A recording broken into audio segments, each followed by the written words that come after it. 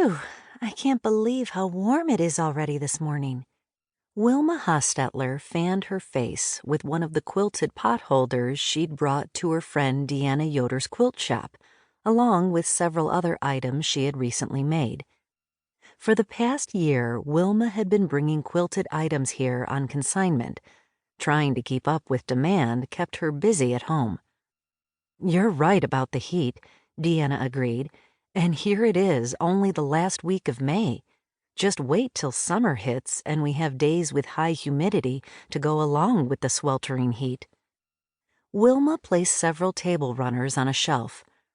"I am thankful for all the trees in my parents' yard that shade our home. Without those, as well as the cross-draft we get through our open windows, it would feel much worse." Deanna nodded. "The hot weather makes us appreciate the cooler months, yeah?" "For certain," Wilma smiled. It was good to see her friend's positive outlook. Deanna had been through a lot over the last few years. First, losing her husband, Simon, and then, when things seemed to be going well with her relationship with Elmer Yoder, he lost his eyesight and broke their engagement. Disappointed, Deanna had continued to care for her then 5-year-old son, Abner, who had been born with Down syndrome. It had taken a lot of persuasion and a good deal of prayer before Elmer came to realize that his life wasn't over and he could support a wife and family. Now, 2 years later, Deanna had her own quilt shop, which had been built on the same property as their home. Elmer continued to work at Raymond Renault's furniture shop, in addition to making birdhouses on his own, which Deanna sold on the days she set up a table at the flea market in Belleville to sell her quilted items. Despite the hurdles they'd overcome, Wilma's dear friend and her husband had cheerful attitudes and a strong faith in God.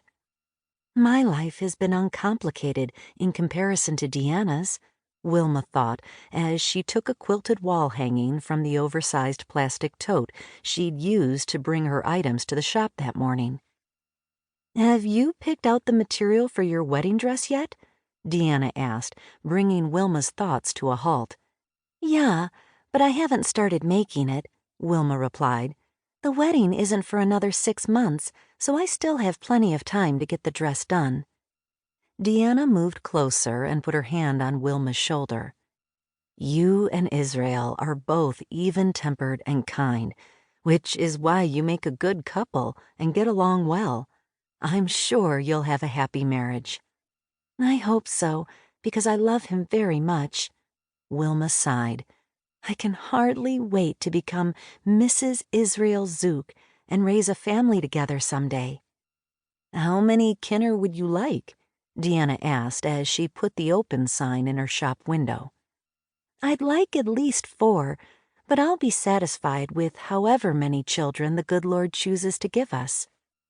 Wilma removed another wall hanging from the tote. "I look forward to motherhood sometime in the future, but right now my focus is on getting married and being the best wife I can be to my husband." Deanna's 7-year-old son Abner, who had been playing quietly on the floor across the room, came running over to his mother. "Give me a boss."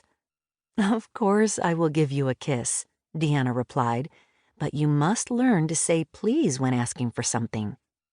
Abner's sandy blonde hair swayed as he nodded, and then he repeated the question, this time adding the word please. Deanna bent down to kiss the boy's cheek. He squealed with obvious delight as he hugged her neck. Although Abner could be a handful at times, Deanna had a special way with him and could get her son to do most anything she asked. He'd started school last year and seemed to be doing well with the help of the teacher who worked with special needs children. Now that school was out until the latter part of August, Abner would be with his mother in the quilt shop on the days it was open for business. Although the boy's stepfather could not do some things, Elmer spent time with Abner. The two of them got along well and had developed a strong father-son bond.